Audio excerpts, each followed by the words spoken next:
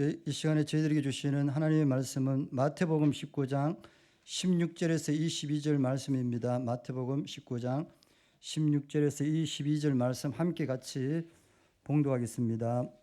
어떤 사람이 주께 와서 이르되 선생님이여 내가 무슨 선한 일을 하여야 영생을 얻으리이까? 예수께서 이르시되 어찌하여 선한 일을 내게 묻느냐? 선한 이는 오직 한 분이시니 내가 생명에 들어가려면 계명들을 지키라. 이르되 어느 계명이오니까? 예수께서 이르시되 살인하지 말라, 간음하지 말라, 도둑질하지 말라, 거짓 증언하지 말라, 내 부모를 공경하라, 내 이웃을 내 자신과 같이 사랑하라 하신 것이니라. 그 청년이 이르되 이 모든 것을 내가 지켜 사온즉 아직도 무엇이 부족하니까? 예수께서 이르시되 내가 온전하고자 할진대 가서 내 소유를 팔아 가난한 자들에게 주라. 그리하면 하늘에서 보화가 내게 있으리라. 그리고 와서 나를 따르라 하시니 그 청년이 재물이 많음으로 이 말씀을 듣고 근심하며 가니라. 아멘. 이 시간에는 인생 소터리를 바꾸라는 제목으로 담임 목사님 나오셔서 말씀 선포하시겠습니다. 네, 인생 이야기입니다. 인생 이야기, 인생 이야기를 바꾸어라. 오늘 이제 본문 말씀을 보면요, 예수님께서 아침 일찍 이제 숙소를 나오실 때 부모의 손에 이끌려서 아이들이 와서 기도를 해달라. 그래서 예수님께서 그 아이들을 이제 기도를 해줍니다. 물론 제자들이 어린아이들이 가까이 오지 못하게 하죠. 그런데 예수님께서는 그런 제자들을 따끔하게 혼내십니다. 아이들이 내게 오는 것을 막지 말라 하시고 이제 거기 집에서 나왔습니다. 그때 한 청년이면서 또 지역 회당의 관리이면서 부자입니다. 한마디로 이야기를 하면은 성공하였고 또 종교적으로도 신앙적으로도 존경받는 그런 사람입니다. 그런데 이 청년이 나와서 이제 질문을 합니다. 어떤 질문을 합니까? 내가 무슨 선한 일을 하여야, 선한 일이 뭔지가 궁금해서 묻는 게 아닙니다. 영생을 얻으리이까? 자, 이 질문은요, 이 청년이 예수님에게만 한 특별한 질문이 아닙니다. 이 질문은 그 당시에 랍비의 문헌에 많이 기록이 되어 있고요. 많은 제자들이 자기 스승 랍비들에게 보편적으로 하는 질문 중에 하나였습니다. 그리고 이 질문은 보통 제자들이 랍비에게, 자기 선생님에게 이러한 질문을 하면 이제 이 랍비가 뭐라고 대답하는가 하면은 예수님께서 이 청년에게 하시는 딱 첫 번째 이 대답을 합니다. 율법을 지켜라. 율법을 지켜라. 계명을 지켜라. 자, 그러면 이 대화가 어떻게 끝이 나는가 하면은 이 랍비가 율법을 지키라라고 이야기를 하면 제자들은 네 하고 끝납니다. 대답이 보통 이렇게 대화가 끝이 나죠. 왜냐하면 그 당시에 유대인들에게 있어서 율법은 완성된 것이고 모든 질문의 끝입니다. 그리고 모든 대답의 완성은 율법이죠. 자, 그런데 이 청년은요, 예수님에게 나와서 보통 제자들이 랍비에게 하는 이 질문을 던졌고, 그리고 예수님께서는 보통 랍비들이 대답하는 어떤 이 표준적인 대답을 했습니다. 자, 그때 이 청년은 네라고 대화가 끝나는 것이 아니라 아주 중요한 이야기를 합니다. 내가 이 모든 것을 다 지켰는데 아직도 무엇이 부족합니까? 라고 질문을 합니다. 이 질문으로 인하여서 청년이 예수님에게 진짜 왜 나왔는지가 이 질문에 들어 있습니다. 자, 이 청년이 다른 랍비들에게 질문하지 않았을까요? 이 청년은요, 예수님을 따르는 제자도 아닙니다. 그러니까 자기가 원래 따르는 선생이 있었을 것입니다. 이 청년에게 가르치는 랍비가 있었을 겁니다. 자, 그런데 이 똑같은 질문을 했을 겁니다. 그런데 보통 랍비들의 대답이 뭐였다고요? 율법을 철저하게 지키면 돼. 여기 이게 끝이었습니다. 그런데 이 청년은 이 대화에서 속 시원하지 않았습니다. 속 시원하지 않았어요. 답답했습니다. 그래서 청년이 지금 예수님에게 하는 이 대답이 뭡니까? 부족하다는 겁니다. 나는 어릴 적부터 율법을 철저하게 지켰고 종교 생활도 열심히 했고 지금으로 이야기를 하면요, 예배 빠진 적도 없고 나는 11조도 거룩하게 구별하여서 했고, 그리고 나는 교회의 봉사와 같은 것도 철저히 했고, 한마디로 이야기를 하면은 정말 스스로 생각하기에 나는 부족한 것 없는 완벽한 정말 최선을 다해서 신앙생활을 했음에도 불구하고 이 영생이라는 질문 앞에 섰을 때에는 부족함을 느꼈다는 겁니다. 그래서 예수님을 찾아온 겁니다. 그 당시에 뭐 랍비가 없었겠습니까? 이런 회당을 관리하는 청년이 많은 랍비가 없었겠습니까? 그가 따르고 배우는 랍비가 많았을 겁니다. 그런데 그들에게 이 질문을 했고 대답을 얻지 못했고 예수님에게 나온 겁니다. 그래서 자신의 속마음을 이야기하는 겁니다. 뭐가 부족합니까? 라는 겁니다. 저는 어릴 적부터 이거 다 지켰습니다. 철저하게 지켰습니다. 특히나 이 청년은 부유하였기 때문에 여러 환경들이 좋았습니다. 내가 가난으로 인하여서 어떤 부정직한 행동을 할 필요도 없었고 어떤 이익을 얻기 위하여서 거짓말을 할 필요도 없었습니다. 물론 이러한 상황들이 있었지만 하지만 그럼에도 이 청년은 신실한 믿음의 청년이었습니다. 그리고 우리가 사복음서를 보면 이 청년이 자기 스스로를 이야기할 때에 그 속에 교만도 없었고요, 자만도 없었습니다. 그러니까 정말 좋은 믿음의 사람이었습니다. 그런 그에게 예수님께서 한 가지 부족한 것이 있다고 말씀하셨습니다. 다른 복음서를 보면요, 예수님은 그 청년을 사랑스럽게 보셨습니다. 그러니까 한마디로 이야기하면 그 청년의 믿음은 정말 인정받을 만한 믿음이었습니다. 예수님은 그를 보셨고 그를 사랑하셨습니다. 그 믿음의 자세, 그리고 예수님에게 나와서 던지는 그 질문들, 우리 중에 이 청년과 같은 믿음이 있을까요? 다 갖추었는데 내가 정말 열심히 신앙생활하고 있고 나는 정말 최선을 다해서 신앙생활하고 있지만 그 속에서 영적인 갈급함을 가지고 말씀 앞에 이 질문을 던지는 사람들이 있을까요? 대부분은 다 만족합니다. 그냥 내 신앙에 만족하고 나는 뭐 이게 전부야. 나는 뭐 이 정도만 신앙생활하면 된다고 생각해. 뭐 이러면 구원받는 거지 뭐. 우리는 대부분 자기 만족에 빠져서 신앙생활을 합니다. 그런데 이 청년은요, 예수님을 찾아온 겁니다. 시험하려고 질문한 것도 아니고요. 정말 그 속에 답답함을 가지고 나와서 질문을 한 겁니다. 제가 정말 열심히 신앙생활하고 율법을 다 지켰는데 부족합니다. 왜 부족한지 나는 모르겠다는 겁니다. 도대체 뭐가 부족합니까? 예수님께서 이 청년에게 하신 이야기는요, 헌금을 많이 하라는 이야기도 아닙니다. 이거는 포인트가 아닙니다. 지금 예수님께서 이 청년에게 하신 이야기는 뭐냐면요, 한마디로 이야기를 하면은 나의 제자가 되라고 이야기를 하시는 겁니다. 그런데 이 청년은 예수님의 제자가 될 만한 믿음을 가지고 있었습니다. 예수님은요, 아무나 제자로 삼지 않으셨거든요. 어쩌면 예수님께서 제자로 삼으신 이 12명의 제자보다, 수제자들보다 오히려 이 청년에 대해서 예수님은 더 적극적으로 이야기하시는 겁니다. 나를 따르라. 왜 재산을 다 팔아서 가난한 자들에게 나눠주라고 하셨습니까? 예수님의 제자가 되는 데는 그게 필요가 없거든요. 그게 소용이 없거든요.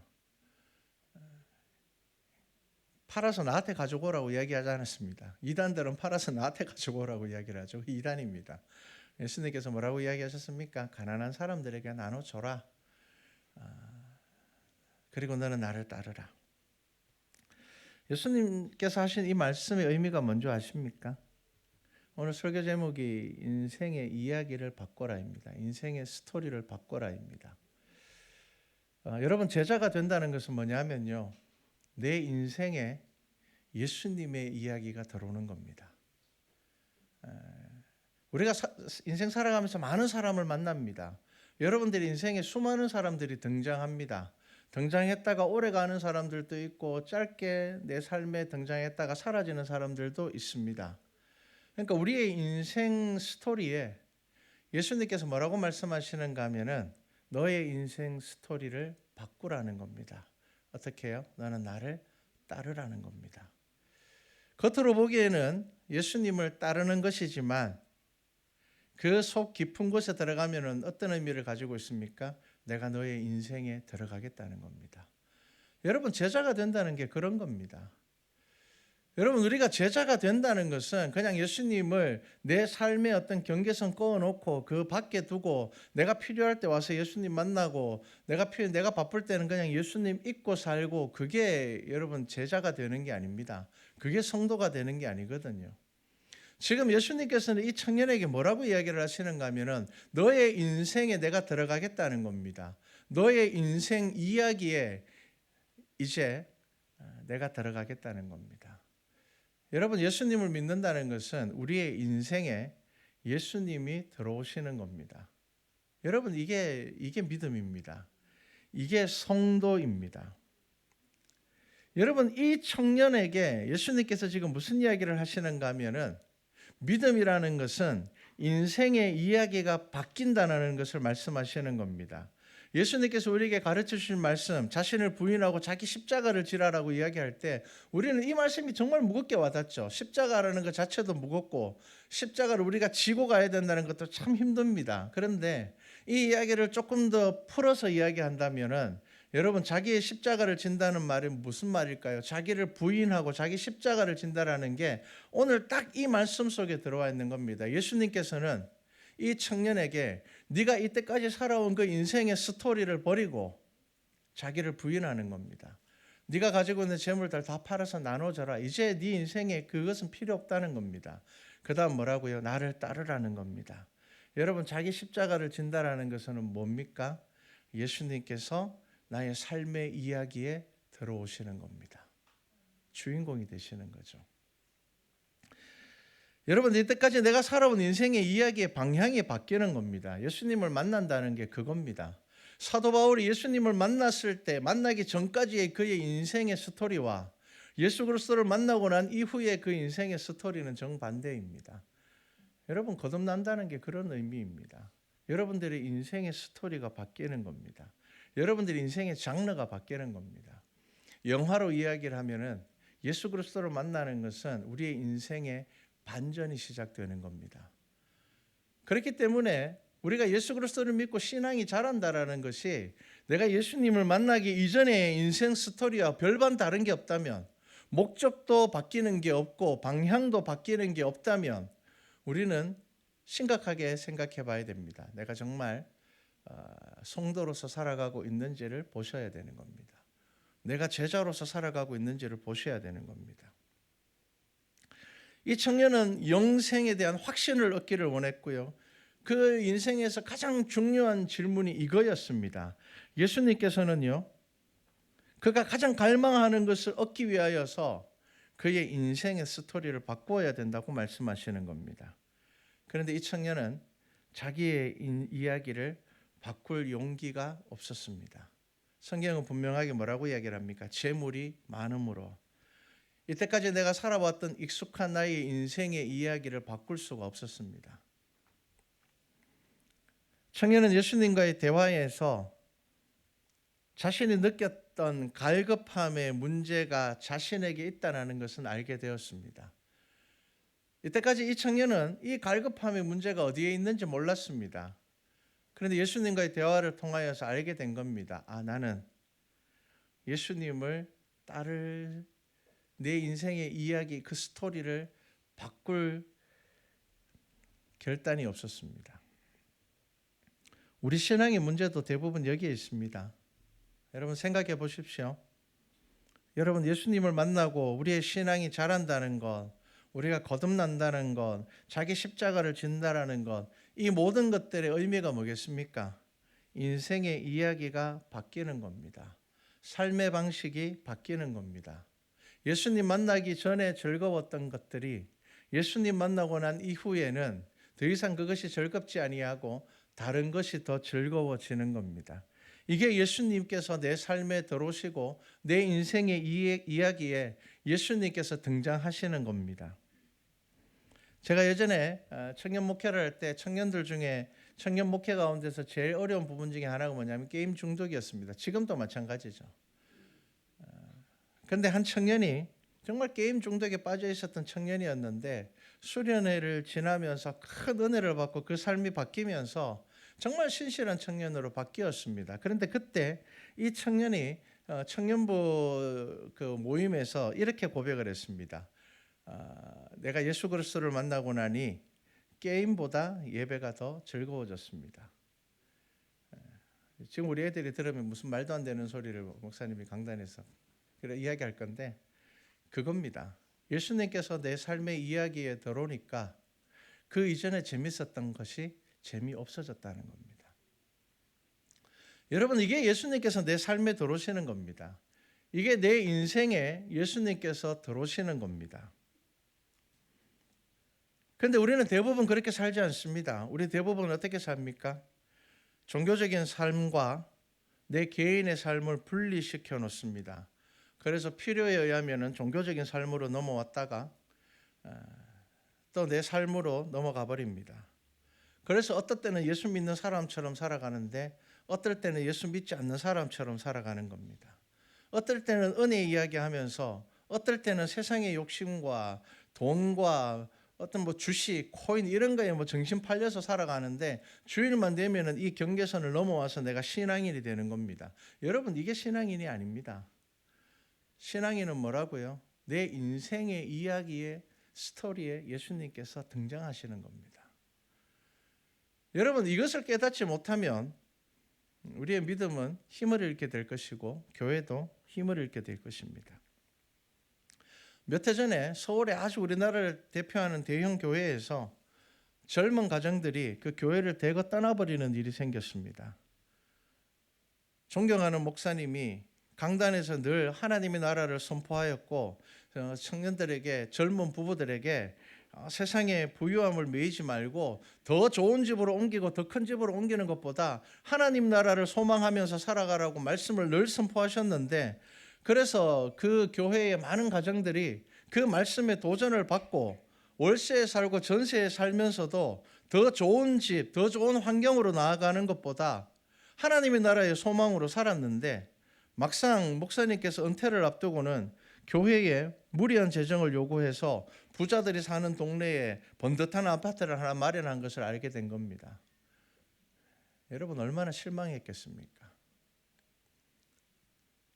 어떤 교회는요, 취업 준비를 하는 청년들이 교회를 다 떠나버렸어요. 그래서 왜 그런가 했더니 그 교회의 장로님이 뭐 대형 교회니까요, 몇만 명이 모이는 교회니까요.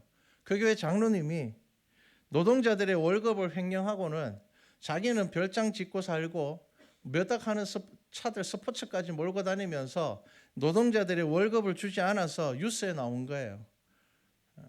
그 뉴스의 내용들을 보면은 노동자들은 지금 월급을 받지 못해서 막 빚을 내고 막 절망 가운데 살아가고 있는데 이 장로님은 가족 다 해외 뭐 유럽 여행 뭐 1년에 몇 번씩 가고 그렇게 살아는 게 다 드러난 거예요. 그러니까 그 교회 취업 준비하는 청년들이 교회를 다 떠나버린 거예요.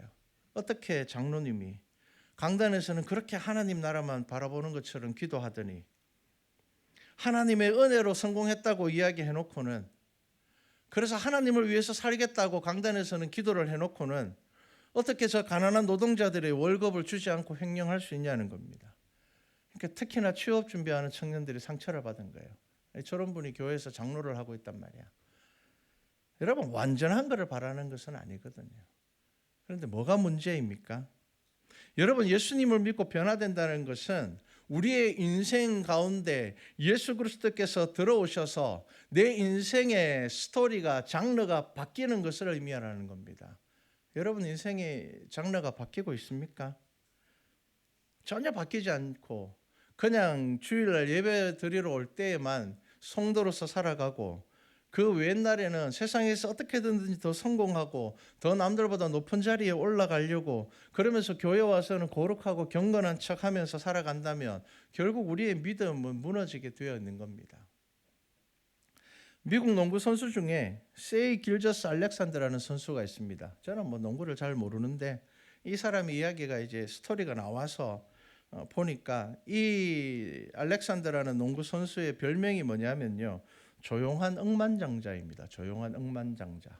미국이라는 나라는 스포츠 스타가 되면 돈을 어마어마하게 많이 벌죠.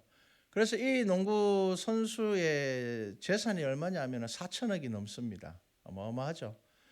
그런데 조용한 억만장자예요. 왜냐하면은 다른 스포츠 이제 선수들, 슈퍼스타들을 보면요, 수영장이 딸린 거대한 저택에 전용 비행기를 가지고 있고 집에 전용 극장도 가지고 있고 자기들이 돈이 많으니까 혹시나 해코지 당할까 봐 큰 저택에 살면서 그렇게 살고, 운동화도 보면은 깨끗한 운동화를 다 협찬받아서 그렇게 신지 하잖아요.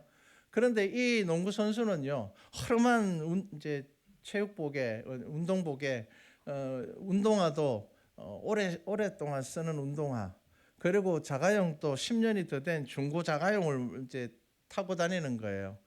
그러니까 사람들이 궁금한 거예요. 도대체 저 사람은 분명히 스포츠 스타인데 자산만 해도 4천억이 넘어가는 돈을 가지고 있는데 도대체 왜 저렇게 살지? 집도 그냥 평범한 그런 2층 집에서 가족들하고 같이 산단 말이에요.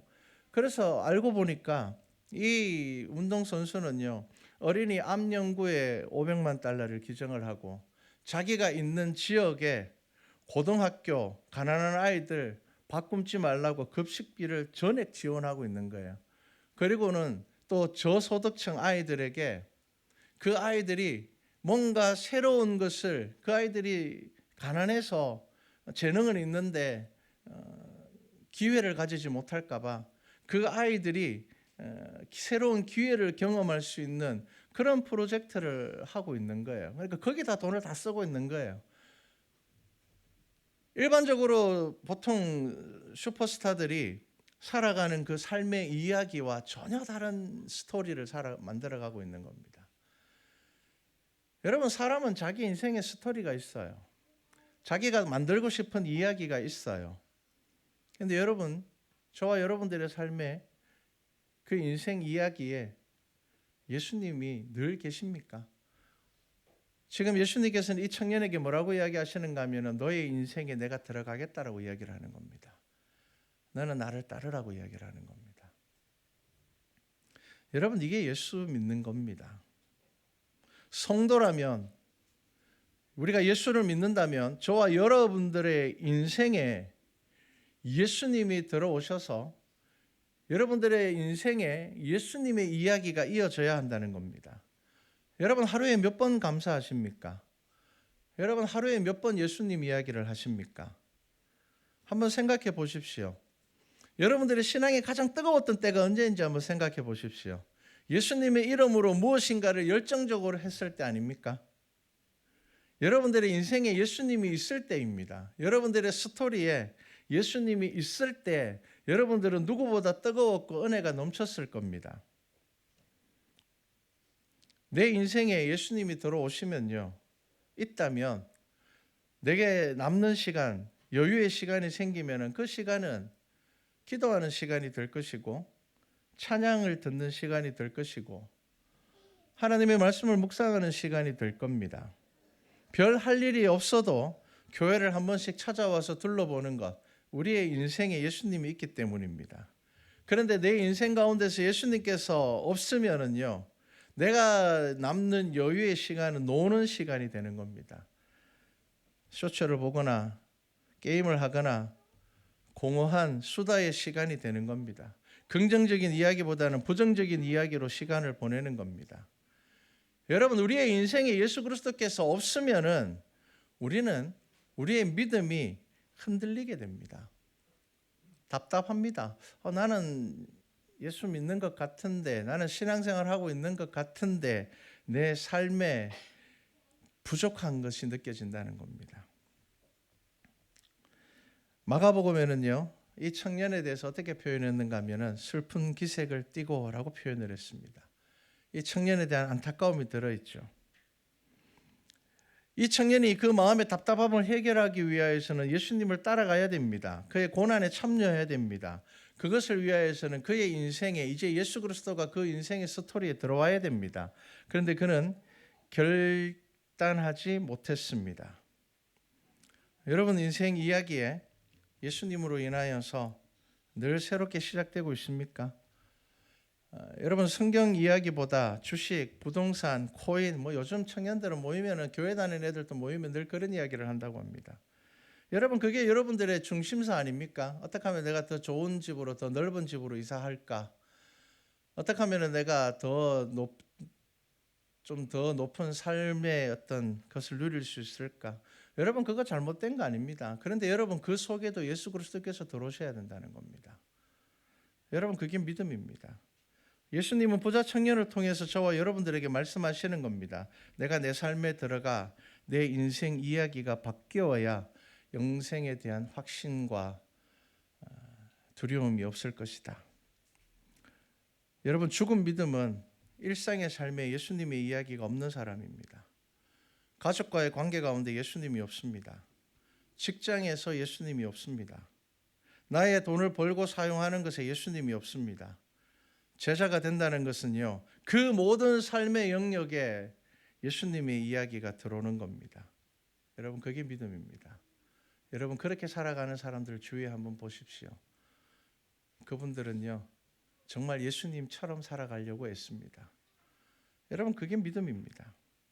주일에 교회 와서만 성도가 되려고 하지 마십시오. 예수님을 사모하는 마음이 없으면 여러분들의 믿음도 힘을 잃게 됩니다. 흔들리게 됩니다. 제가 2026년 주제를 여러분들에게 미리 알려주는 이유를 생각하셔야 됩니다. 일어나 함께 가자라는 주제를 여러분들이 지금부터 붙잡고 기도하십시오. 여러분 우리가 교인들끼리 같이 가자고 이야기를 하는 게 아닙니다. 예수 그리스도와 함께 우리 교회가 함께 가자는 겁니다. 여러분 그래서 예수님이 우리 인생 이야기의 주인공이 되어야지 우리의 가정이 살고 우리의 교회가 살고 믿음이 살게 되는 것입니다. 우리 성도들에게 권면합니다. 여러분들의 인생에 월요일부터의 삶에 예수 그리스도가 여러분들의 삶 안에 들어오시기를 바랍니다. 여러분 동행하시기를 바랍니다. 그래서 말씀에 깊이 있는 묵상과 은혜를 누리시기를 바랍니다. 그래서 우리 말씀과 찬양교회가 우리 모두가 예수님의 이야기로 살아갈 수 있는 성도 되기를 주님의 이름으로 축복합니다. 기도드리겠습니다. 사랑의 하나님, 예수님께서 그 청년에게 말씀하십니다. 내가 너의 인생 이야기에 내가 들어가야 되겠다. 하지만 이 청년은 익숙했던 그의 인생 이야기를 바꿀 용기가 없었습니다. 제자가 된다는 것은 예수님이 나의 인생에 들어오는 것입니다. 나의 가정에 들어오는 것이며 내 개인의 고민 가운데 들어오는 것이며 나의 즐거움 가운데 들어오는 것이며 나의 삶의 목적 가운데 들어오는 것입니다. 우리 말씀과 찬양교회가 이제 한 해를 마무리하고 정리하는 이 시기에 주께서 주시는 말씀을 사모하여 나의 고집과 욕심과 이기심으로 예수께서 들어올 수 없는 인생을 사는 것이 아니라 예수께서 내 삶에 들어오심으로 말씀을 따라갈 수 있는 은혜 누리게 하여 주시옵소서. 감사드립니다. 예수님의 이름으로 기도드렸습니다. 아멘.